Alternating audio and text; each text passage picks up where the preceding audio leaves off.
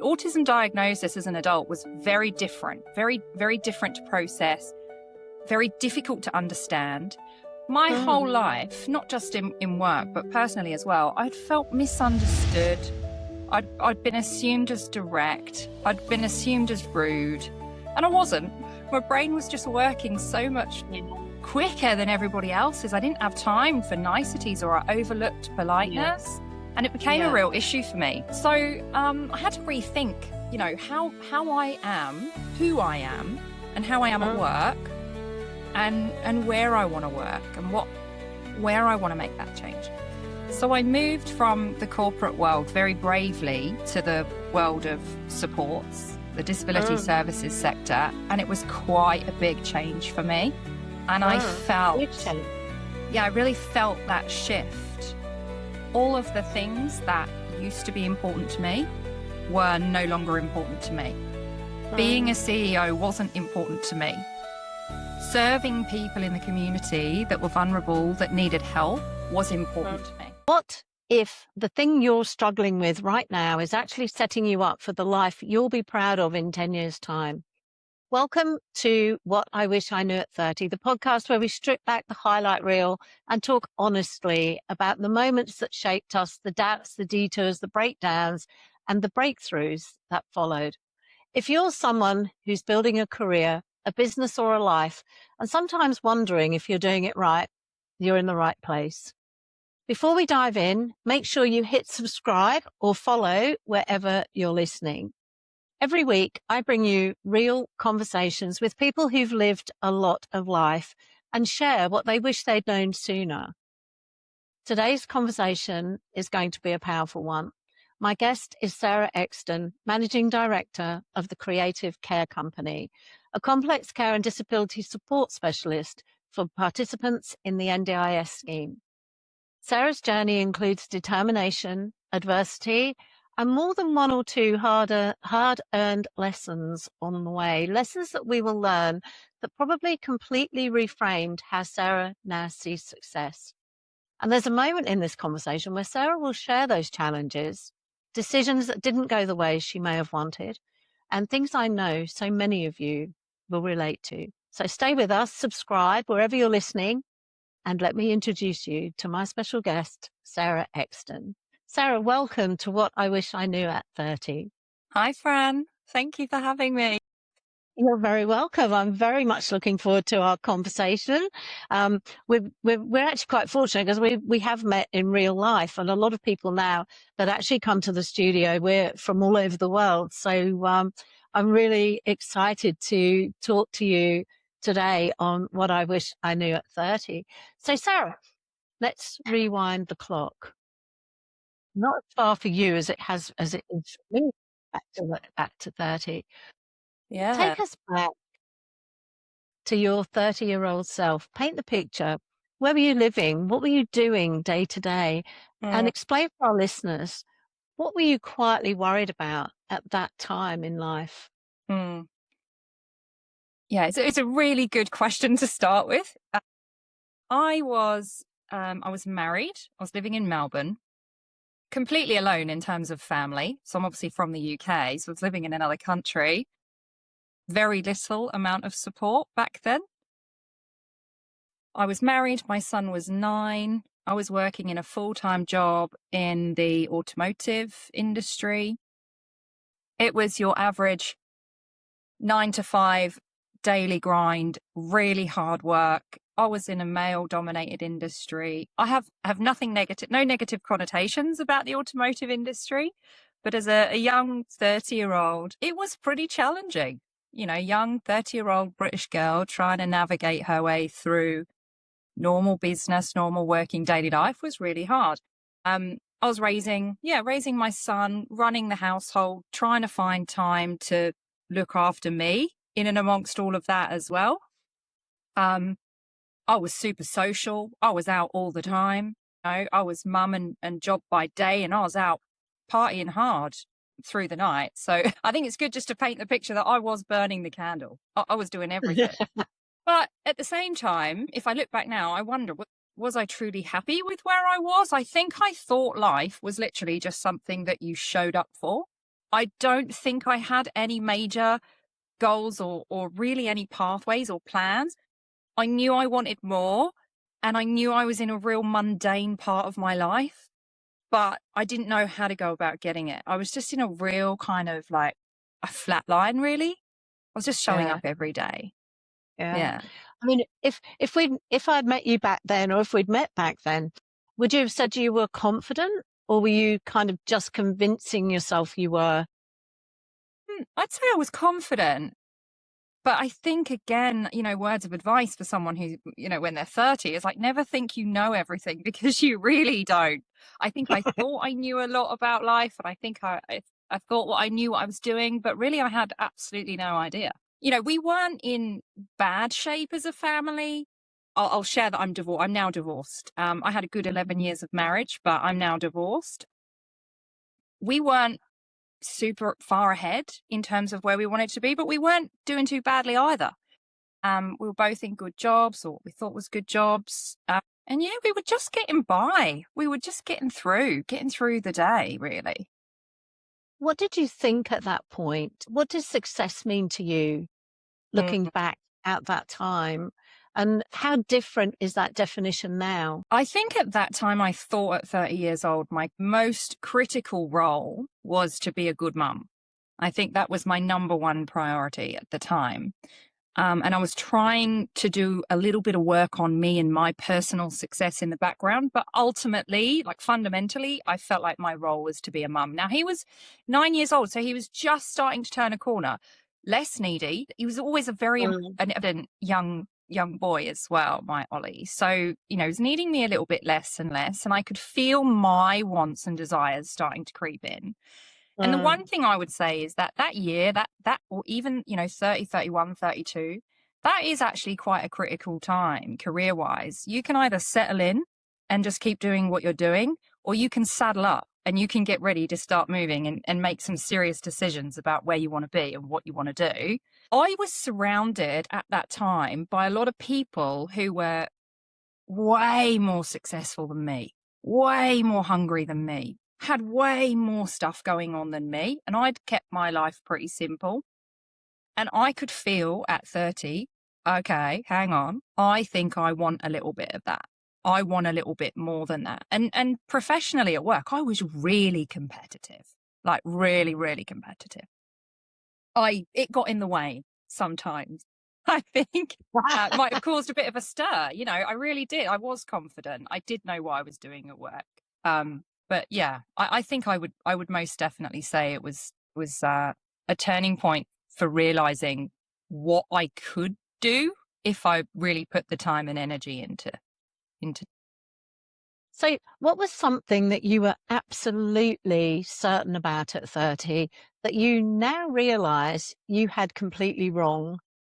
Really good question. One thing I was absolutely certain of was that I wanted to be a CEO one day. And I know everybody says that when they're younger and they're super ambitious and they want to do Not things. everyone does, but yeah. I really wanted it. But every time I said, when people used to ask, well, what do you want to do as you mature and as you get older? I want to be a CEO. People would laugh at me. My husband at the time would laugh at me. I had no degree. I had no MBA. I had no experience as a CEO. But I really wanted to be able to make decisions. And one thing that was also really clear for me at 30 was that I wanted to stay and work in the corporate realm. I wanted to be wearing fancy suits and I wanted to be doing all of the important things in the boardroom. It all looked really, really shiny to me. Yeah. And the more I wanted it and the more I tried to get it in the industry that I was working in at the time, the less it came to me.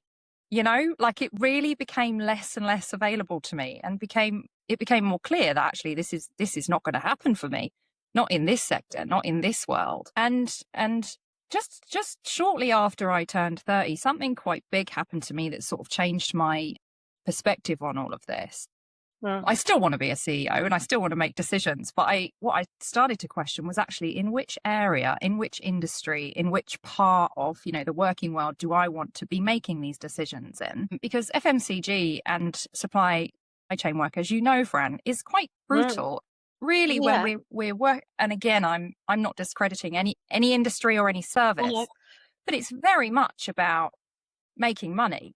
And it's not really about making impact and creating social change for good.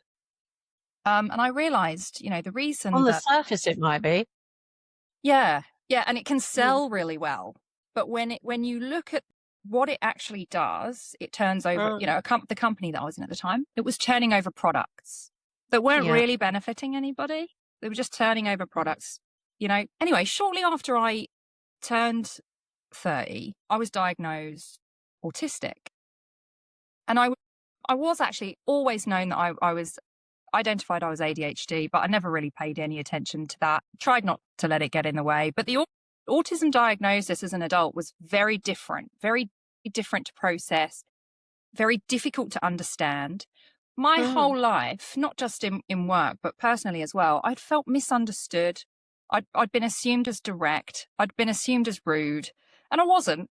My brain was just working so much quicker than everybody else's. I didn't have time for niceties, or I overlooked politeness. And it became a real issue for me.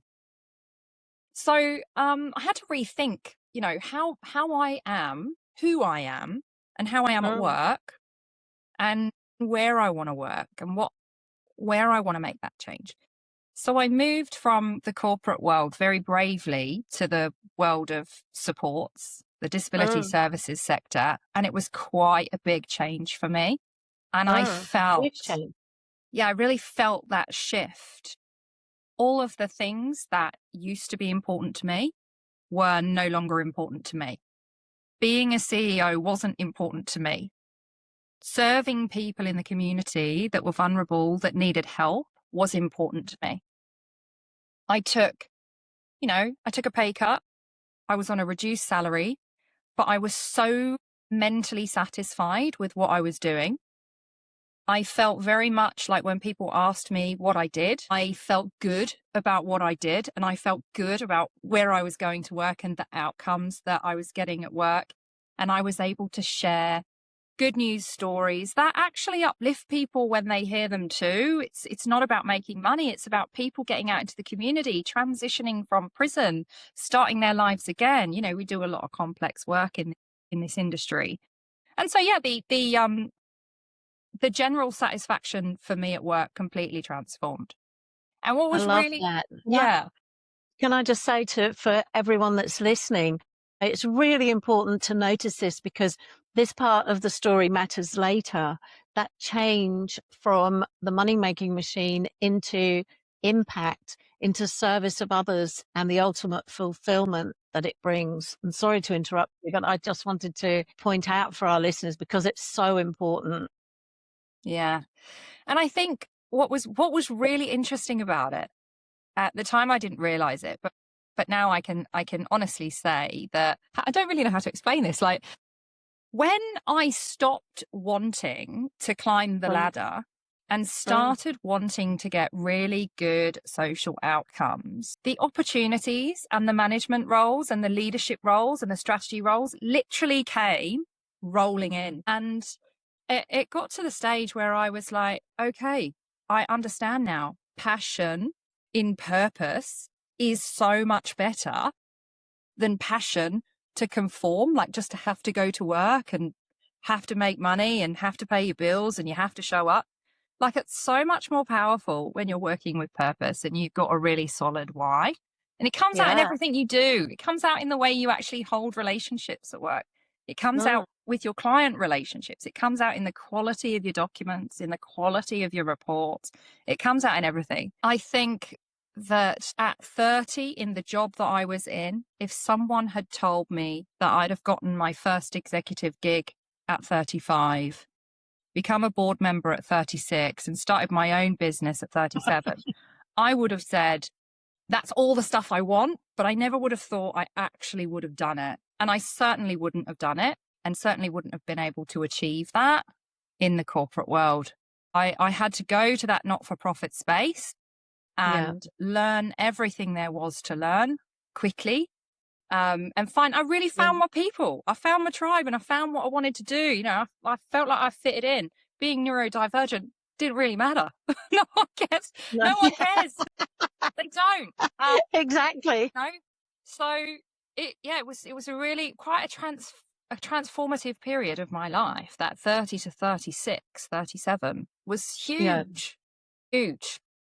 And would you say, I mean, the difference being aligned in like doing the things that you're passionate about and really like creating, that space for yourself to actually really be able to follow your, your true purpose? Yeah, I think you do need to give yourself space and time to settle in and Mm. understand anything new.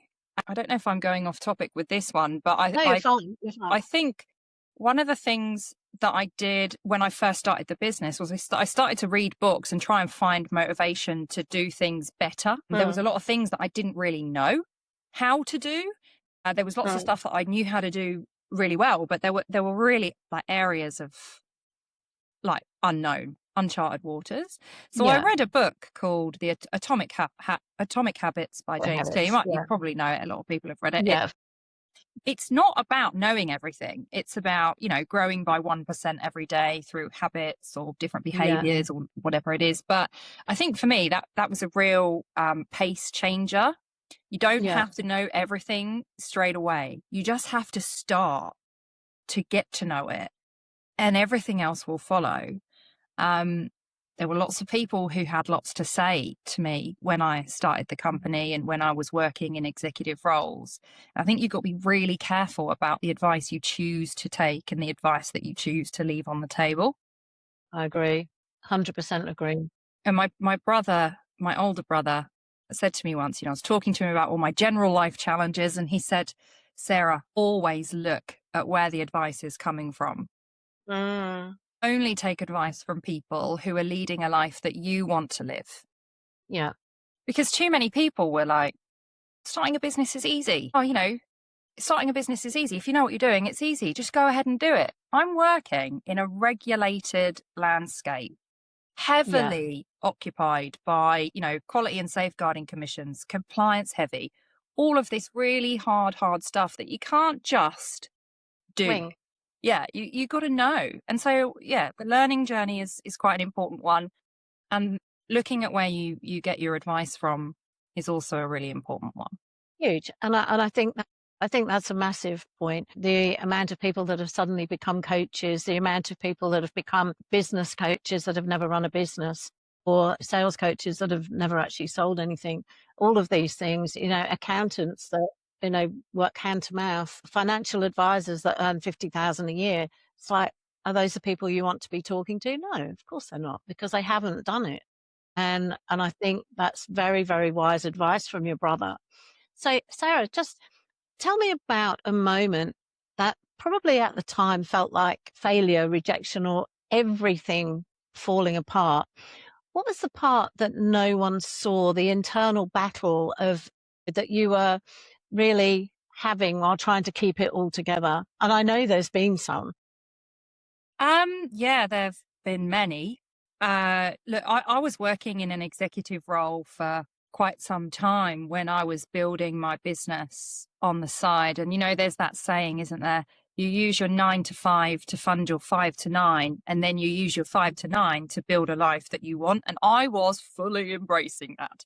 Like I was working 9 to 5 in my day job with quite large levels of responsibility. But Yeah. I was also, before 9 a.m., we're talking between the hours of 6 a.m. and 9 a.m., I was Yeah. doing interviews with direct care workers. I was reviewing policies. I was looking at scheduling time and attendance of all of my direct care staff. And it was Yeah. a really small business back then. So it wasn't a lot of work, but it was a lot in terms of getting it right. It was detailed work. So before I've even gotten to the boardroom at 9 a.m. to do my day job and sit in ELT for, 2 or 3 hours, I've already Mm. done half a day's work at home. I finish work at 5, I cram in the gym, and then I come home and I work again till 10. And if I was lucky, I would go to bed feeling well accomplished. And I would do that every day, no weekends off, no time to stop and think or do anything for myself other than work and learn.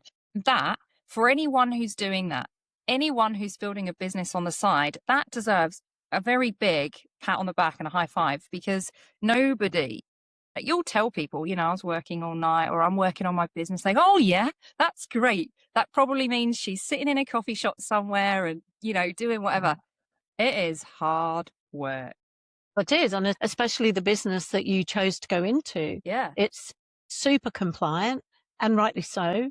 But all of those things, as you say, the regulations that are changing, very much like my industry in the food industry, where, our compliance side is huge and it matters, and that's something I think, Yeah. you've come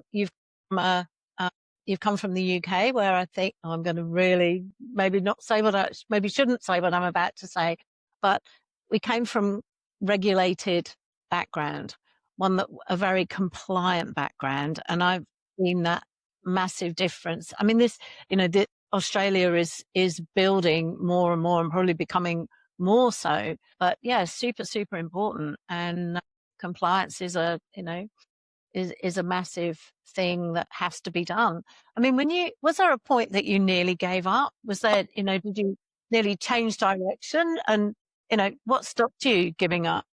I've nearly thrown in the towel so many times. So many times. It's so hard. There actually comes a point, though. There's two things I've got to say about this. There does actually come a point in business when you're building your own business where you're too far in. Especially when you're dealing with people, you actually can't get out. Yeah. You can't go backwards. You've got to do it with full conviction and commitment. Yeah. And I have felt many times like, geez, this is really hard. But I've never, and of course I've had days where I've gone, oh my gosh, it would be so much easier just to work, just to go to work, have an annual leave, go overseas on holiday, do all of those things. But again, I'm just one of those people that I want more. I want to create as much social change as I possibly can. And for me, this is the vehicle that enables me to do that. So at every point I've kept going. There was quite a critical moment. And I think, to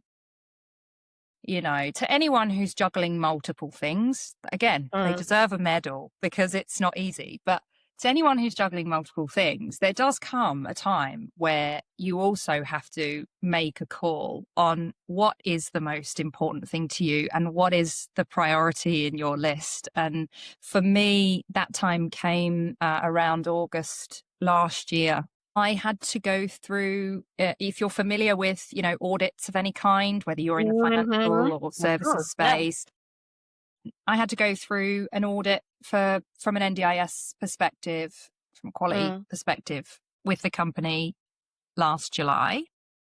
And after that audit went great. Not a single non-conformity. Yeah. I made sure everything was in really good shape. Audit went great. A lot of work went into that. A lot of seeking information, lots of research. Wasn't anything too scary for me. I'd done it historically in my working career quite a bit. Yeah. So nothing new there, but still a lot of work. And I think after that audit, I was pretty tired. And I knew that the energy that I had, I really wanted to put into my own work, my own stuff. So I made the ballsy and very brave decision to quit the day job and just focus on the biz full time. And quite honestly, it was the most scariest decision, but one of the best decisions I ever made. And if we're talking about advice, what you wish you knew at 30, the only regret that I've got is that I didn't do it sooner. I should have done it sooner. I should have backed myself earlier. I should have got into this way before I actually did. But if I hadn't have gone on the journey, I wouldn't have the intel and the knowledge and the understanding and the experience that I've got now to be able to do it. So relationships and goes both absolutely. Ways. So, I mean, if you could sit across the table now from your 30-year-old self, what are the three things that you would want her to truly understand? Not just hear, but to truly understand. Think you don't get everything you want in life by sitting back and waiting for it to come to you. You have to actually get up, go and do the work, and then you can start to think about what those rewards might look like for you. It's not about, working hard And just expecting that, yeah, one day you're going to have a really good job and one day you're going to have everything that you need and you're not going to need to worry and your kids are going to be fine. You've actually got to get up and get out of your comfort zone, go and seek out what it is that's going to drive you, what's going to motivate you, and apply that to your day to day to be able to get where you really want to be, which is to feel, professionally rewarded and professionally and successful, whatever that looks like to you, I suppose. Whatever that is. Yeah. Yeah, definitely. I think for me, one of the cool things about being autistic is that if you're focused on something, you can really hyper focus on that and there's no stopping you. And I think the one thing that I would say to myself, if I could go back and say to my 30-year-old self, it would be, don't try to fight it. Don't get all doom and gloom about what these diagnoses mean for you. This is actually something that if you let it be and learn to work with it, can really work for you. Yeah. Sometimes I do my best work in the middle of the night. Yeah. And I get absolutely nothing done between the hours of 9 and 5. Yeah. But that's what works. And that's the reality, isn't it? And I'll let you into a secret at this point. So 2 years ago, I got diagnosed with ADHD and autism. And it's, my dad said, well, you didn't need to pay for that. I could have told you that. And I said, thanks. Yeah. But it gives you a different perspective. It makes us amazing connectors. It allows us to see things very differently. Has it had its challenges? 100%, 1,000% it has. Mm. And knowing, has it changed anything? I don't know if it has. Maybe it's made me less, you said there's days when you don't get anything done between 9 and 5. And I'm the same, apart from that I have a really structured morning so that, if something happens where that doesn't happen, that can throw me off. But most of the time now, I've really learned to be able to stick to that structure. But one of the things, just to throwing it because it's just funny and I don't know why, but one of the things that I find really hard to do is to reconcile a bank account. Mm-hmm. Now there are days when I can do it in 20 minutes, boom, boom, boom, boom, boom, and there's other days when I can look at the computer screen and it will literally move around the screen. And it's just, I've learned now that those days are the days that I just go, no. All right, I'm not going to do this. Take the dogs out, go and do something different because your brain's not doing what it needs to do today. It's so true. And again, it comes back to that conformity thing. There's this expectation in society that you've got to be able to sit and read a document at your desk and you've got to be able to make comments using Word and track changes and you've got to be able to do all these things. I'm just using this as a really simple example, but for me, that concept of sitting at a desk and working through a document for hours is just not going to happen. I print the document off, I take it to the gym, I read it on the treadmill, and I scribble out my notes on it, and I send the handwritten copy back to the person because that's what's going to work for me. I can't. You get nothing out of me. When we talk about conforming, it is really, really hard. Yeah, no, look, I agree. I 100% agree with you. And I'm very visual and I need to talk to people. If somebody is like looking or talking to me about working with me or doing something for me, and they basically do sort of, if it isn't put into a document and then they call me and talk to me, that's fine. If they don't talk to me and call me and they just text me, it's like, I'm not working with you. I actually want to be able to sit face to face and look at the person. I want to see the whites of their eyes and I want a relationship with that person. And, a lot of things online these days just don't have that level of, but that's me. Positive connection is my highest value. And it's really important because I think I'm intuitive. And I need to, in order to build the trust, I need to have that relationship and that back and forth. So it's really interesting. That's just the way, that's my primary representation. That's how I work. And again, I like to be able to touch and feel things, read a board report. I don't like doing it on my phone or on a computer. So it's interesting, isn't it? how we all structure and able to work around. Do you think, do you think generally sort of people in their 30s now are under more pressure or, just different pressure? I think there is pressure on everyone. Like, I don't think the age bracket is as important anymore. I used to think there was a lot of pressure on 18-year-olds. And then as I got older, I thought, wow, like 30 is pretty hard. And then you get to like close to 40 and you're like, yeah, this is even harder, but they're different. The challenges are different. I would actually flip it on its head and I would talk less about the challenges and I'd talk about the opportunities. The tools that were available back when I was 30, thinking about doing something different, are nowhere near where they are now. The available things that we've got to make global impact, to reach people at scale, to do things in a way that's automated and efficient, those things weren't available to us back then. So I think the pressure is on, but I also think we've never had such an abundance of tools available to us to be able to do things better, and to create more for businesses and for ourselves. So Exactly. And I think also when when you're focused on the things that you want to, like, the ability to learn things is phenomenal now. I mean, I went into like the AI courses and things like that. I did an Ikigai course. I love it. I mean, you can just go and like pull a course out and stick to it, 40 hours or whatever, and learn about new things. And I love that. So Sarah, like, going back to, what do you think the mindset shift was? I mean, you've come out of corporate life, and what do you think the mindset shift was that changed everything for you? I mean, not overnight, but permanently. it was really for me, it's just really for me shifted. It's not about hitting targets anymore or delivering on KPIs and strategic plans. For me, it's just about getting good outcomes for people, for human beings that really need it. And I think when your mindset shifts and you start focusing on the outcome, actually the work happens quite naturally and organically because you're so laser focused on where it is that you're trying to be from a cause perspective and an effect perspective. It's completely different. Don't get me wrong. Of course, it's great to have all the right budgets and financial plans, and you've got to be a sustainable and profitable organization. Yeah, of course. But I think there's too many people out there getting lost in the dollars, and we really need to start focusing on the people who are on the receiving end of those products and services.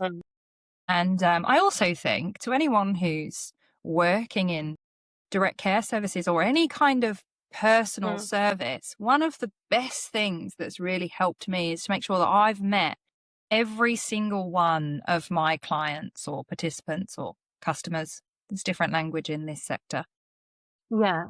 And really, like, meeting your clients and your customers and understanding them and actually getting to know them helps you get like real laser focused on what it is that you're trying to do for that person. I love that. And how does that also help you, like, from a leadership perspective?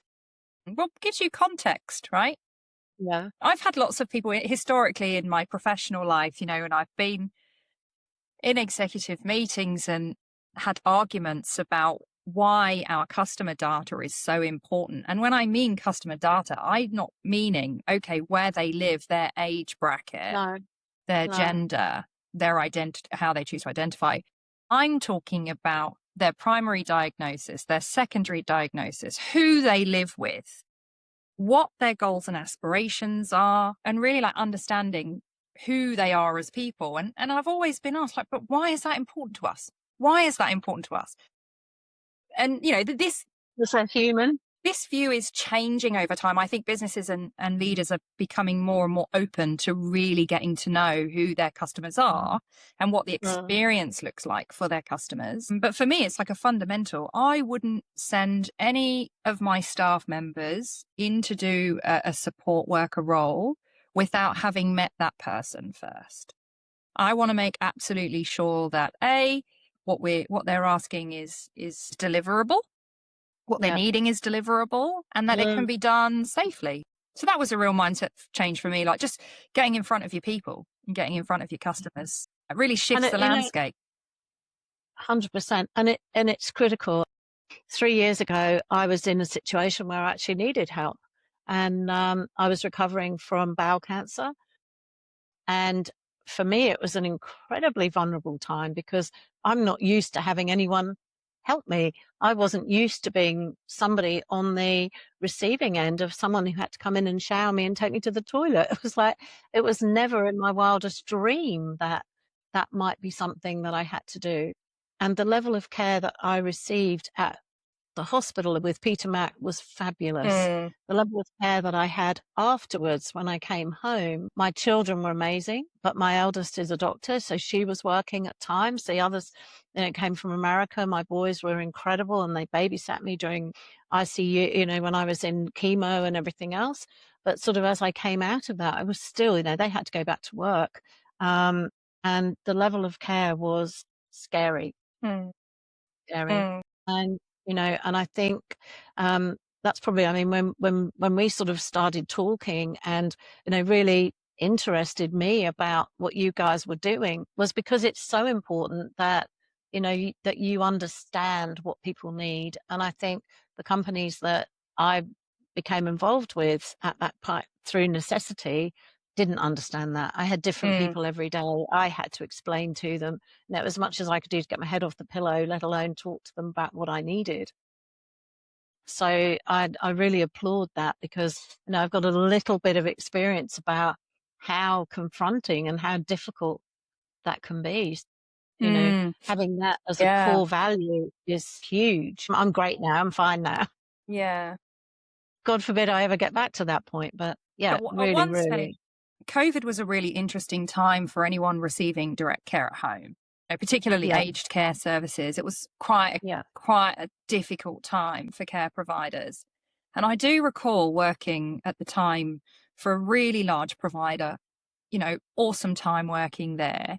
But post-COVID, we worked for 2 years straight managing real critical situations. And post-COVID, as an organization, we sat down and did an opportunity for review and improvement where all departments came to the table with their thoughts about what we could have done better and what we could have done differently, what we did badly, all their own managerial perspectives, I suppose. Great initiative. Really good idea. How do we be better for the next pandemic, right? But I will say, I remember having this moment where I was like, you know what? There are hundreds of things that I reckon I can bring to the table and say we could do better. Yeah. But really, there's one person's opinion that really matters, and that's our customers. So how about we go and talk to them and really understand from them what it is that we could have done differently? Yeah. So we did. Yeah. We surveyed our 10 most complex participants and families within the participant portfolio. Open-ended questions, raw data collection, and we fully understood. And it was so interesting because what we thought we should be doing better, they couldn't care less about. Things that really weren't important to us were really important to them. So when the two worlds come together, I think that's where the magic happens. And that's when we really can be better. And the opportunity, is that where the name came from for your business? Yeah, the creativity of it all. Yeah. Sometimes you got to get a little bit, you got to think a little differently. No, for sure. So, Sarah, going back to what was the best advice that you ever received? And were you ready to hear it at the time? Great question. I've been given lots of advice over the years. Pre-autism diagnosis, somebody said to me, their advice to me was, you've really got to work on the no filter. And I thought, have I got no filter? I think I'm really caring and empathetic, but maybe it's just not coming out. That was actually horrible advice. You need to work on having a better filter, thinking before you speaking and things like that. It's horrible advice to hear, I think, to receive. That's obviously, their opinion, that's fine. But what that actually did for me was prompt me to go on a bit of a journey about why I behave like that. And why do I not have why don't I have time to think? And that's where the autism diagnosis kind of landed for me. I'm actually really caring and really empathetic, but my brain's just working 3,000% quicker and faster than everybody else's. So it just skips it. It doesn't have time for that. It's already, 10 minutes out of conversation. So that was not a very nice piece of advice, but there've been two really good pieces of advice that I've had over the years. One was to back yourself. It was from a lady who used to be my manager, and we didn't always see eye to eye, but she gave me one of the best pieces of advice, and that was just to back yourself every step of the way. Don't ever let anybody make you feel like you can't do it. Just back yourself. Wonderful piece of advice from my dad, who is, an exceptional man. He's a cancer survivor, also works really hard. He has been through hell, I think, but still always a man full of wisdom, full of kind words, really motivational. And throughout that time where I was working full time, pulling off an audit, building the business, trying to look after myself and all of that, he had said to me, the night is always darkest right before the dawn. And I just thought, yeah, I feel that. So that was really nice. Good advice. Aw, Thanks, Dad. that's good. Yeah, absolutely. Absolutely. Dads are good. That's great. So we've heard about the best advice. Now, what was the worst advice you ever followed, and what did it cost you? Yeah, look, I've made some bad decisions. I don't think I've had decisions that have necessarily cost me anything, like physically or mentally or financially. I've maybe made decisions that have cost me time, Mm. you know? And was that based on advice that somebody else gave to you that you thought, oh yeah, that's good advice at the time, but actually Yeah, turned out to be the worst? I struggle with this question because I'm also a woman who is prepared to give anything a go. And I try to live with no regrets. As I said, the Yeah. only regret I've got is that I didn't try and have a crack at doing some more for myself earlier in life. But no, I can't say that I've... Regrets at the end of the day are a waste of energy, aren't they? There's nothing we can do about it. And if we'd been ready then, we would have jumped anyway. Yeah. I mean, I don't think I've had a lot of people tell me, are you sure you want to do that? Or, if you really got it in you to do that, you're going to be really busy. But I haven't had anyone, I don't think I've ever had... good. We like busy.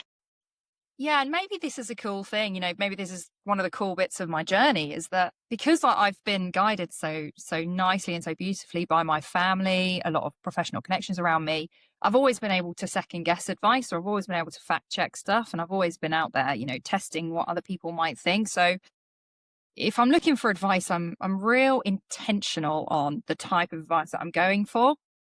I can't say I've ever, I've made silly decisions, I've made silly decisions. I've got, I've made some silly decisions, but nothing of any nature yet Massive consequence. that has caused me to lose sleep.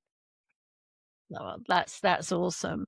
So what's one belief that you had in your 30s that, sort of now makes you laugh? Is there anything that comes to mind? Yeah, actually there is. So I look back now and I think I was very silly. So working in that fancy, polished, office-based world, it seems so silly to me to think that the money that I was earning in that polished-based office world, I was using to pay for that polished, office-based look on a regular basis. Do you know what I mean? Had to have all the things. And I look back and I just think they weren't, that's not what it was supposed to be about. Important. And now the way I rock up to work now, I mean, don't get me wrong, I try to get it together, but I realize I'm not being paid for the way that I'm dressing or the way that I'm choosing to show up. I'm actually being paid for my brain. So that's the bit that needs to be well looked after. And that's the bit that should be well nourished. And in order to maintain that, I now invest in myself in other ways, good therapy. We all need therapy. Yeah, we do. We all need a coach. We all need a good therapy. Going to the gym, investing in a nice healthy diet, making sure I'm balancing nutrition with the naughty stuff. All of that is really important. So yeah, I think the way I used to revolve my income and outgoings was very silly, and I probably wouldn't do that this time around. I love that. So if your 30-year-old self had a theme song, what was it and why? Do you know the Black Eyed Peas? Yes, I do. It would be the I Got a Feeling by Black Eyed Peas. It's a I happy love it. song, it's a bouncy song, it's a party song, it's, it's a feel-good song, just gets you going a little bit. I think, and yeah, I always needed Does that it re- bit of a push. I love that. And does that relate as well to like a gut feeling? Is there a Yeah, synergy there? yeah, I got a feeling. Just go for it. Just go for it. Brilliant. And you have. What's one skill you were terrible at back then, but you've completely mastered now? This is a really good question. I wouldn't say it's a skill. Maybe it is. I wasn't very good back then at balancing things. Like, I wasn't very good at balancing anything that's good for you, really. I just wasn't. Like, my life lesson at 30 was balance in all aspects of life. All aspects, balancing relationships, balancing my emotions, balancing my work and personal life, time, energy, money, like everything was just so hard to balance. I never felt truly at peace. And I think now I am much, much better at it. Well, I think you you actually spoke about the fact that you were burning the candle at both ends. You were working hard, you were playing hard, you were bringing up a child, everything that was going on at that point. There wasn't much time really, was there, to just be or to really go to the gym or do the other things that create that space. Yeah, it's tough. Yeah, Yeah. it is. It is. But once you become intentional, it becomes a lot easier. Would you agree with that? I do. And I think, one of the other things that I'm really getting much better at is being more and more selfish. And I think that's a skill that you learn to really hone in as you get older. I used to say yes to everything. I'd be at Yeah. every event. I'd be at every party. I would be there for people who needed me. I gave up a lot of my own time and energy and emotion for other people. And now I'm very selfish about how I choose to spend my time. And it may not be such a good thing, but I come first. Is it selfish? I'm probably going to challenge you a little bit on that, because is it selfish or is it self-preservation? Were you in a space where you were happy to self-sacrifice at the expense of your Yeah, standards or your values? yeah, I think so. And I think actually what's sometimes really shiny and looks really attractive and has everything about it that you think you want isn't always good for you. And I love going out and I love getting dressed up and I love having a good time and I love having a drink and I love going out and, I love all that. But it's actually really not good for me. Mentally, I'm exhausted afterwards. Yeah. It takes time out of the day that I don't really have to spare. Yeah. And I think actually I far more benefit from taking those hours, going and doing a nice quiet beach walk or having a drink at home alone. Have a glass of wine and read a book or something like that Yeah. is actually Yeah. far more beneficial to me as an individual. It's how I recharge. And this is what I mean about sometimes what you think you need and what you actually need are two very different things. And it's really good to just check in and go deep and figure out what that is. I really need alone time. It's something that I can't live without. And we had family here to stay over Christmas. My mum came for 4 weeks from the UK and I love her dearly.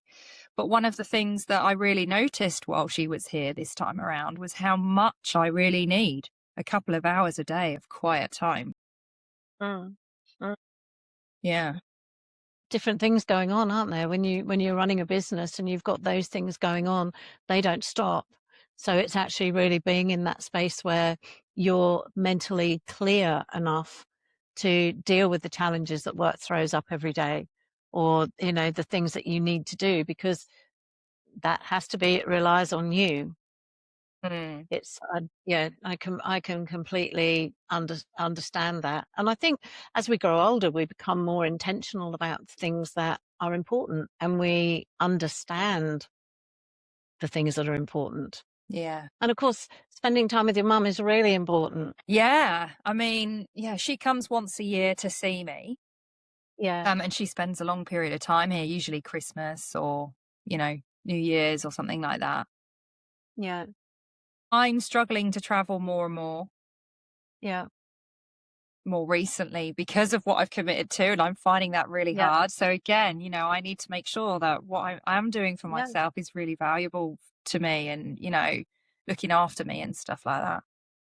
Yeah, yeah. And looking at the next, you know, if travel's something that's important, it's then getting to the next point. What's the next stage within the business to allow you to have that freedom? And, you know, those first years of business are hard.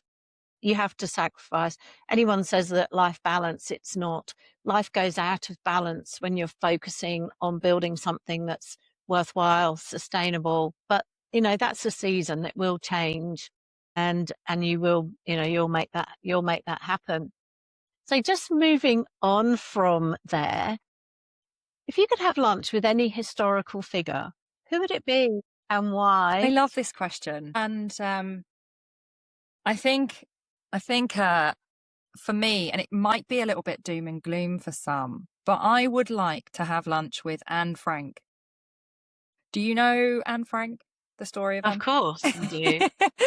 um, I'm pretty sure most of our listeners will know the I story of hope Anne so, Frank. because I mentioned it to my now 16-year-old quite recently, and he didn't have a clue who she was. And I thought, right, Yeah. this is where Different we era. need to change. This is where we need Yeah. to change schools.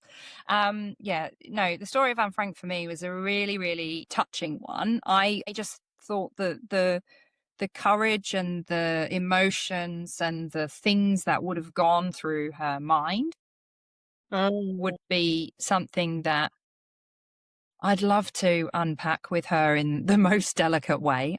I'd like mm, to just to think about all of the things that she had to do and how she managed to do that would have been mm, quite incredible to unpack it. For me, it's a story of resilience. It's a story of mm. bravery. It's not a story. It's, you know, it's an account, but It's real life. yeah, it's an account.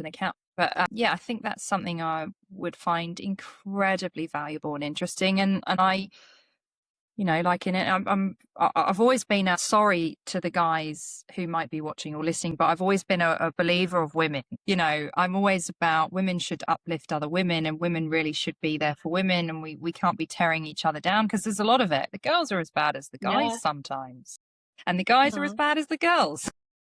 Yeah. But, you Exactly. know, I think for It's a me, mindset. her story of survival and Yeah. yeah, and without going too deeply, I think that's someone who I could personally really, really Mm. get a lot out of. Yeah.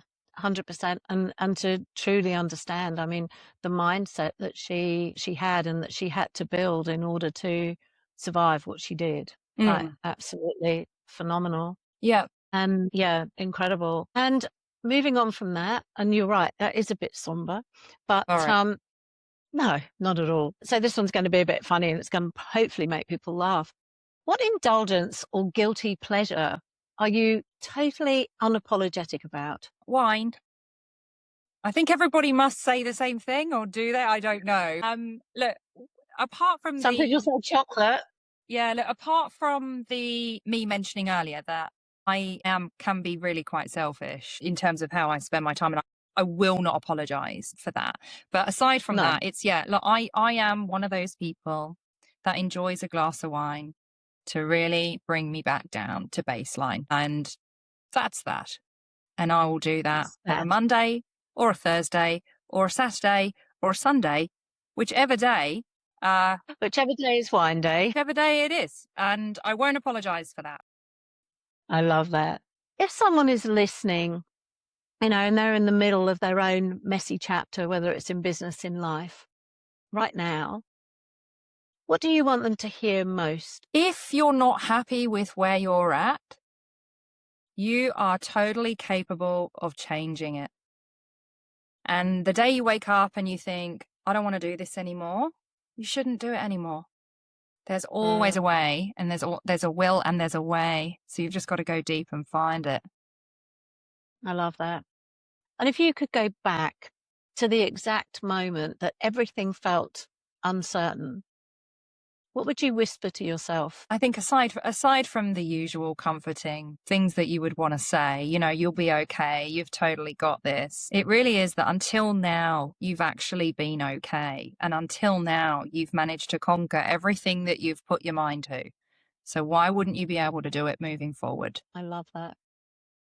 And how was that defining challenge that, whether it was that or the most defining challenge for you, whether it was like, moving from the corporate world into, how did that challenge actually change, or how did it shape the way that you now lead? It's interesting because someone once said to me, you worry far too much about whether people like you at work. You need to care less about what other people are thinking because you're here to do a job.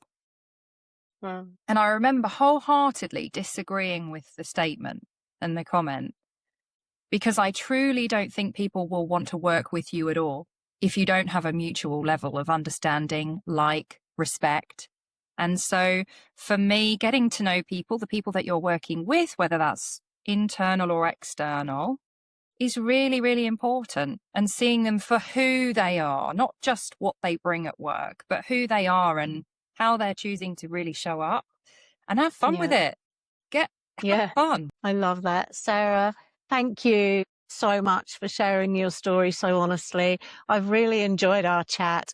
And to everyone listening, if this episode resonated, please share it with someone who's navigating their own turning point. And don't forget to subscribe so you never miss an episode. Sarah Exton, thank you for joining me today. I've thoroughly enjoyed our chat. And I'm Fran Harper, and this is What I Wish I Knew at 30. And I look forward to seeing you all again soon, very soon. Thank you. Thank you, Sarah. Thank you. It's been lovely. Thank you very much. Thank you.